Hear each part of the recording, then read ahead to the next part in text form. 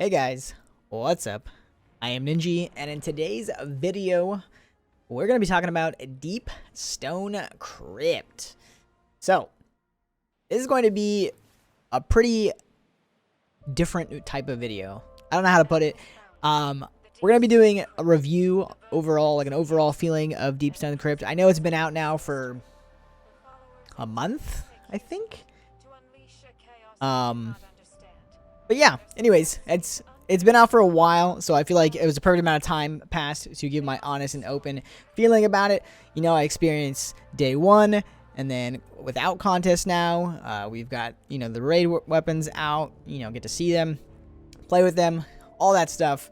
And yeah, so this is just going to be a relatively long video discussing every aspect of the raid, whether it's loot, whether it's encounters, whether it's music, I don't know, all kinds of things. So anyways, sit back and enjoy. So let's jump right in to the opening encounter. So, you know, you spawn in, you kill a few ads, you open up the Deep Stone Crypt. I always love opening up the raid, you know, I love it being tied to, like, the public space. Now, before I move on, it sucks when it's tied to the public space because people can access it early, but I wish they could have it still, like, look like it's tied to the public space, but just have it, you know, where it's not actually in the game until you launch, until the raid comes out. But that's besides the point. Opening encounter. Sparrows. We as a Destiny community love sparrows, I feel like. For me personally, I love using a sparrow in a raid. Scourge of the Past introduced that. This feels awesome. Love having sparrows in a raid. The encounter is huge. Love it. I love how open and massive it is. The frostbite mechanic, very, very cool. Keep you on your toes. Reminds me of Crota. If you ever played Crota back in the day, right? You're running around blind. You're getting slow. You're going to die unless you get to a lamp. Very, very similar to that. The only difference is this is a lot easier, I would say. You know, you kill some enemies, you get to a safe spot, you're permanently safe. You know, lamps were not permanent, right? You only had a few seconds at them to go, and then you had to go to the next one. So it's a little bit easier. But again, love the scale. The enemies overall were okay. They weren't that scary with contest.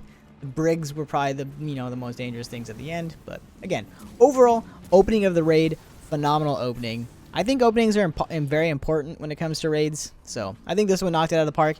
Definitely the best opening we've had in a while. I'm trying to think. In recent raids, they haven't really done the whole opening thing. So I liked it. Instead of just jumping you right into the first encounter, we actually had an opening, which is dope. Moving on to the actual first encounter, the Crypt Security Bypass. Start off with, you know, visually, like the room and stuff. Very cool room. You know, we're in the Deep Stone Crypt. It's supposed to be, like, techie. And, you know, they're creating exos in these places. So I like the aesthetics. I love how it looks. Mechanics. I love the mechanics. I love the operator job, the scanner job. I love having multiple jobs. I love forcing people to, you know, swap jobs, moving it around. Like, I also love that this room splits you into teams. I love that Bungie has been focused on this a lot more recently, and it's nice. Not just like forcing people to have different jobs, because that's always been a thing, but actually separating your players so that when they get in trouble and they die, you're screwed. That's it, you know? I like that. I feel like Crown was one of the first early raids to do that, like really do that, where it was like, you can't help your teammate. And so I like this. I like this as a thing. I like that they keep going with this. Negative thing about this encounter, you know, they introduce overloads, right, into the raid. I don't know about you guys, but overloads in this raid, all they do is teleport around. They never shoot you. They're never actually dangerous. Like, I remember during contests thinking, oh no, overloads. We gotta put on overloads grenades. And it's like, they don't even shoot you. So even if they did hit you, like, they're not gonna actually shoot you. So in my opinion, the overloads need to be tweaked. They need to stop teleporting so much and actually shoot you. But yeah, I mean, that's pretty much it for the first encounter. It's good. I think the length of it is solid. You know, most people can one-phase it, and even with contests, we were very close to one-phasing, and I believe we definitely two-phased it. But yeah, good, very good mechanics, very good first encounter, teaching you, you know, introducing you to the early mechanics. That's how Bungie likes to do raids, right? The same mechanic will be used throughout the raid, and they want to teach it to you slowly. Did a very good job of teaching. Good encounter. Moving on to Atrax, our first boss. Space-wise, right? Amazing. Beautiful. A little confusing. I want to talk about this for a second. A little confusing, right? They introduce you to Atrax. You have Clovis, you know, on your way there. Clovis is like, oh, there's an Exo in this next room and an unknown enemy.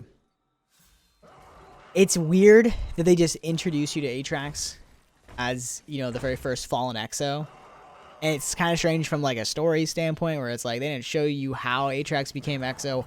Why is Atrax also a fallen Exo? Like, if Exos all look the same no matter like what race you were in the game, it's weird to me that he became, or she, I think, Atrax actually I think is a girl. It's weird that Atrax became a fallen one instead of just in a normal Exo body. I don't know. I feel like that was kind of strange. But anyways, that's besides the point. Atrax is amazing. Looks really cool. The room itself. You know, first you get introduced to Tannis, which is kind of funny. It's like, wait, why is Tannis back? The bottom room, super cool looking. And then, you know, you hit up the elevators and you go to space. And it's like, oh my god. One of the best feelings in a world's first race ever. I feel like everybody... I was not the first person to hit the elevator. One of my friends was, and they were laughing. They were like, oh my god, I'm actually going to space. What the hell? It was amazing. So that is probably the coolest thing about this encounter. As simple as that sounds, as funny as that sounds, like that was so amazing. It launched into space.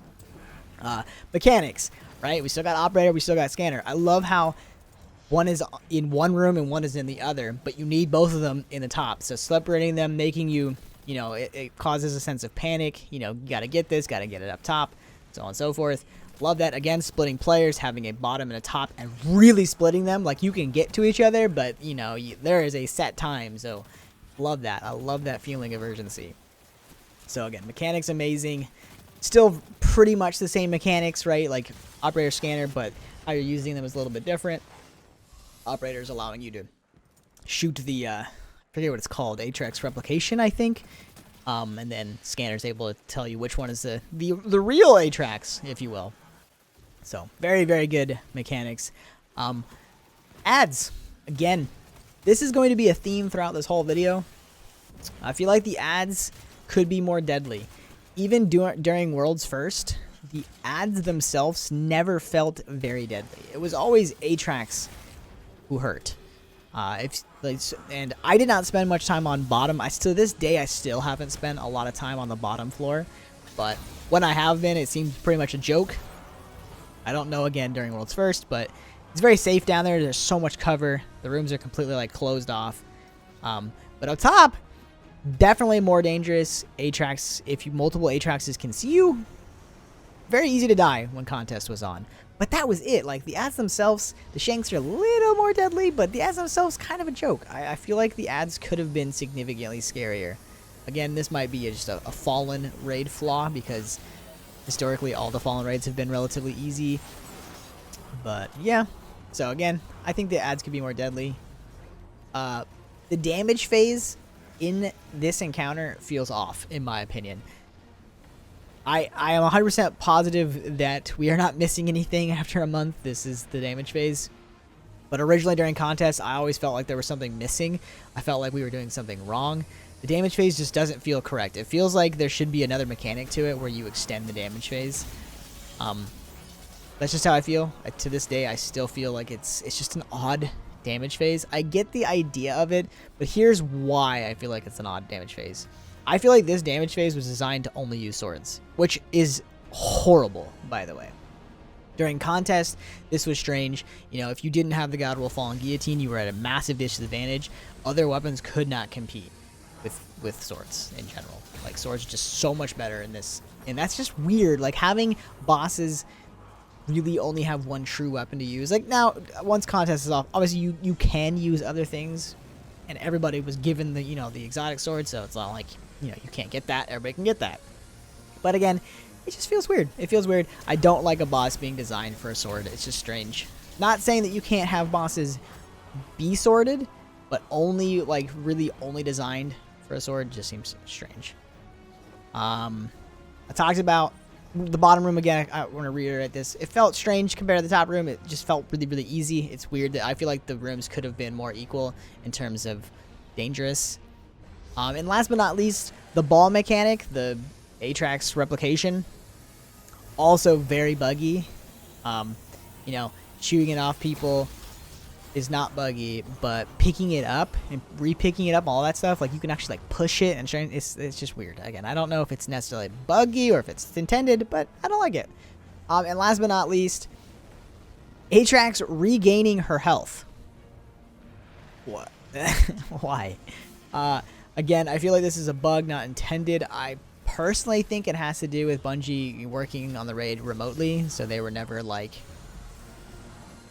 creating this encounter like plugged into the server, if you will, you know, like directly. So I feel like maybe that's part of the issue, but who knows. But it's one negative part I have with Atrax. So we talked about Atrax. Obviously, Atrax is probably the best encounter in this raid, so I wanted to talk about it a lot. It's my personal favorite. Moving on. The jump puzzle. I feel like universally most people would agree with this. It's perfect. Some people don't love jump puzzles. Jump puzzles are my favorite thing in the world. But even if you don't love jumping puzzles, when you get to this one and you realize that you're jumping from, you know, thing to thing in space, it kind of changes your opinion on it. You know what I mean? Like, amazing. Being out in the atmosphere, like out in space at a space station, so good, so amazing. The music is one of the best songs Bungie has ever created, ever. Whether it's Halo or Destiny, it's so good. Again, the scenery is so gorgeous. It's just perfect. It truly is. Not much else to say about it. It was just great. It was very, very good. Moving on to the Descent. And before I jump straight into Descent, for any of you lore nerds, one thing that's really cool about this raid that they did a good job of telling like a linear story throughout the raid. Now, most raids do this, but I feel like they've not done it as well. This one was really good. From the lore standpoint, this raid makes a lot of sense. For the most part, not 100%, but for the most part, you know, it makes sense why we're there. We know what it is. It's, you know, where Clovis created Exos, and then the raid itself teaches you like how he was able to do so, the mixture of Vex and Darkness and stuff like that. So the reason why I wanted to bring this up when we get to the Descent is because the Descent, maybe a lot of people don't know this, but the Descent was literally this station up in space was created to basically nuke Europa if someone got into the Deepstone Crypt. That was the point of this space station. And so the point of the Descent encounter is for us to deactivate the nukes, basically, right? So, very, very cool. Anyways, jumping in. Mechanics, again. Operator, scanner, amazing. Now we're introduced to suppressors, the final, you know, the final job, if you will. Very, very cool. Again, operator, scanner still do the same concept. Suppressor teaches you a new thing where you have to stun Tannis himself. Tannis being a boss that's not really a boss in this encounter, I like. I like that it's just a boss hanging around that you can't get rid of. And he's kind of a jerk and you have to be aware of him. Very, very cool. You know, actually descending out of space into Europa. It's just such a cool mechanic, or such a cool encounter, right? There's the concept of we're in space and we're falling into the atmosphere of Europa. Very, very cool. The room, again, very cool design, beautiful mechanics. Like I said, I talked about solid, having a lot of jobs where people have to be on top of it. You know, this is the first time the deactivation mechanic was, you know, shown to you. So you have to be very aware that, oh, my job is no longer working. I have to put this in a machine and someone else has to do it. You know, very, very cool. Absolutely love it. Ads, again, during contest, in my opinion, this probably should have been one of the, if not the hardest encounter in the raid. And hear me out why. It's not that it's that overly complicated mechanically, and obviously there's no boss that you have to worry about DPSing. But this encounter has infinite ad spawns. When you are under light and you have infinite constant ads spawning and shooting at you, it should be hard. It should be relatively difficult because unless you're like the greatest ad killer of all times, like you're going to be not going to be able to kill them, right? They don't stop spawning. During contest, this was the easiest encounter still, which is just, it's just strange. It shouldn't have been easy. Things should have really, really hurt. We should have had to have been using wells and bubbles and everything in our arsenal to stay alive. Maybe even having a few people dead before running for our lives to safety at the end. But it just didn't feel like that, and I feel like it's unfortunate. And again, pointing out overloads. Same thing. They're just not dangerous. They're supposed to be dangerous, but all they do is teleport. They never shoot at you. So, I feel like that's a missed opportunity. But, again, overall, Descent, amazing encounter.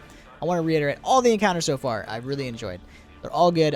I'm just being critical, and I want to, give my opinion on the goods. The goods and the bads. Yeah. That is the Descent. Moving on to the final encounter. Tannis. This is an interesting encounter. So before I even jump into this encounter, the one thing I want to talk about, and I really want to talk about this, is why Tannis. Now, I know that there are lore implications, and there might even be more stuff that I don't know about because I haven't done an insane amount of lore investigating and stuff this season. For those of you that don't know, I actually love the Destiny story and lore, and I actually do a pretty good job of reading a lot of it. But normally I do that later into seasons and stuff like that. But as far as I'm aware, why Tannis is because apparently Tannis was like a big deal to Aramis. Tannis is one really powerful apparently when it comes to the Fallen, and very loyal to Aramis, and that's why she brought him back.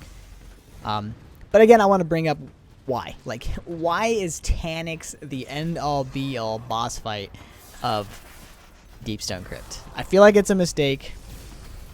Atrax was amazing, such a cool boss.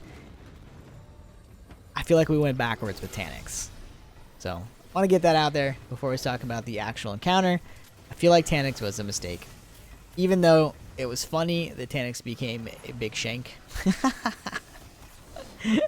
But, yeah, kind of just strange. Weird decision. Alright, jumping into the room. We're back. We've seen this area before. If you haven't realized this, you sparrow through this area into the Deepstone Crypt. So it's funny that we're back. Not a lot of people notice that at first. So it's funny that the final fight takes place back in the very entrance of Deepstone Crypt.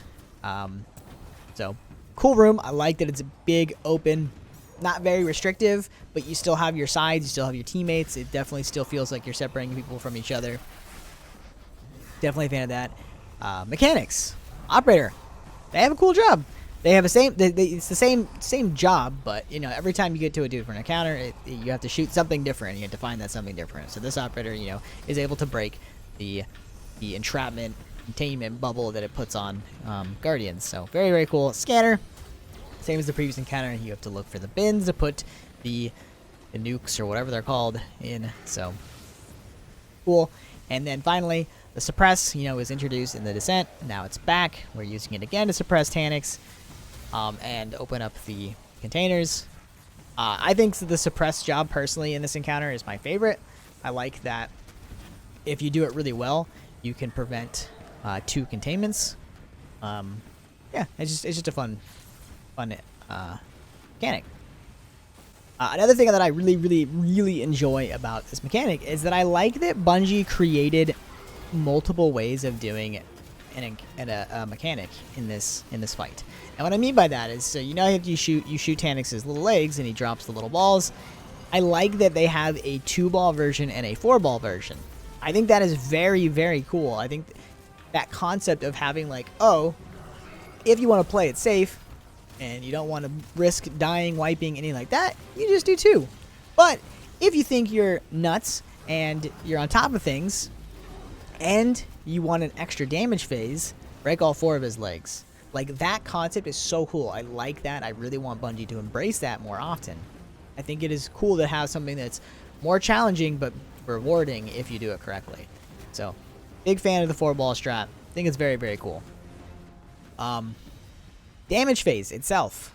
Damage phase is cool. I like the design of damage phase. It's a little dangerous jumping into damage phase. Even to this day, I see people dying left and right. So, it's not necessarily easy. It also prevents people from sitting in this very big open room in the back of the map with snipers or whatever. So, very cool design choice. I like that. I like that it makes you, not big chill in the back. So very cool. Again, reiterating, I like that the 2-ball gives you 2 damage phases, the 4-ball gives you 3 damage phases. I like that rewarding concept.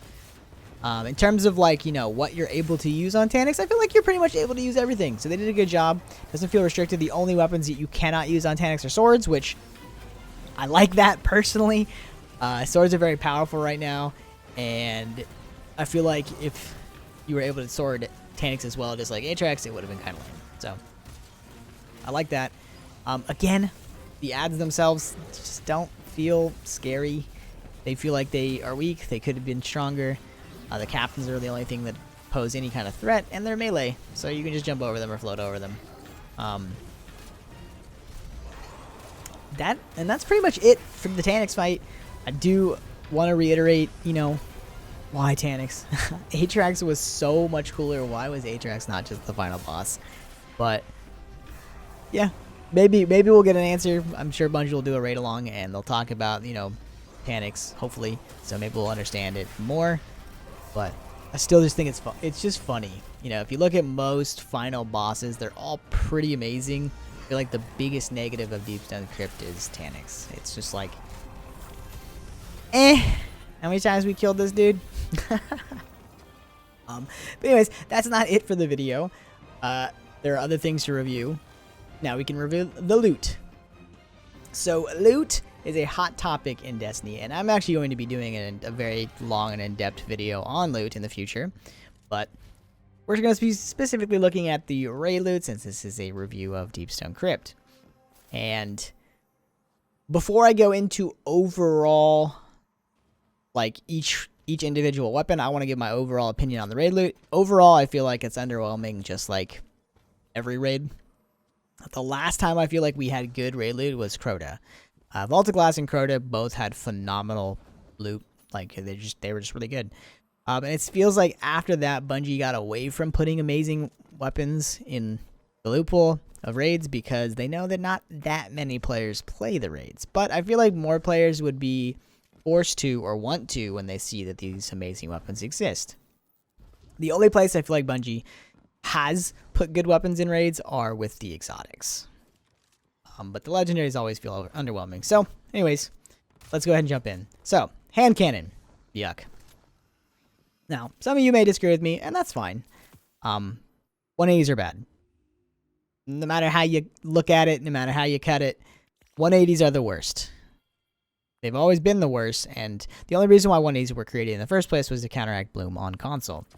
Now that Bungie has not completely removed Bloom, but they've definitely adjusted and fixed and toned it so far down that they just don't have a place anymore in the game. Like, are they still free and easy to use on a controller? Sure.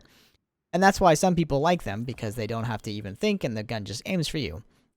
But using a 140 on a controller is really, really easy. It's not that hard. It's very, very reasonable. So 180s, they're just bad. They're gross. They're not good in PvE. They're not good in PvP. They just don't have a place in the game. Now, the perks on the hand cannon are phenomenal, and the combinations are phenomenal. It's so unfortunate that if this hand cannon was a 140, it would be the best 140 in the game. So, again, unfortunate. Moving on to the scout rifle. The scout rifle is so cool. Unfortunately, scouts, again, they're not in a great place. This is definitely probably the best, not probably, this is definitely the best scout rifle in the game right now, which is saying something. And it does feel relatively good, but again, when you pull it out and you compare it to other weapons like pulses, autos, hand cannons, subs, it's weak. It's weak. It's a scout. Again, great perk combination. Unfortunately, scouts just need a little bit of love. But if scouts ever do get love, this thing will be insane. The shotgun. Shotgun is dope. I personally am not a huge slug shotgun fan. I find them kind of underwhelming. They're supposed to have range and they don't. I feel like they could use an adjustment to their range. But the slug shotgun is very strong. Good perk combination. Again, every single weapon has good perk combination. I should just say that now. The sniper.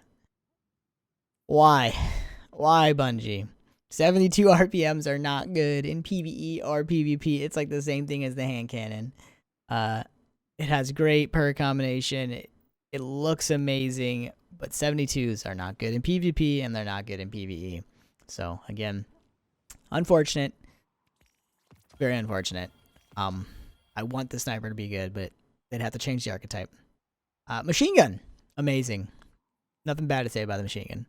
Very, very good. Very, very, very, very, very good. The sword. Why? I mean, you need to have some bad weapons in your raid. I feel like the sword is just that. The sword is not good. I wish Bungie would kind of embrace the fallen guillotine mindset of making unique heavy attacks. So, like, if the raid, sword's heavy attack was just a different kind of animation and did something different, that'd be cool. But I don't know how hard it is to come up with different animations and different heavy attacks. It's probably pretty challenging, but the raid sword's bad. And then finally, the exotic, as far as I can tell, is amazing. I don't know if it's bugged in PvE or not, but it's apparently doing like 50% less damage to bosses than it should be. But it seems very, very cool. I don't have it.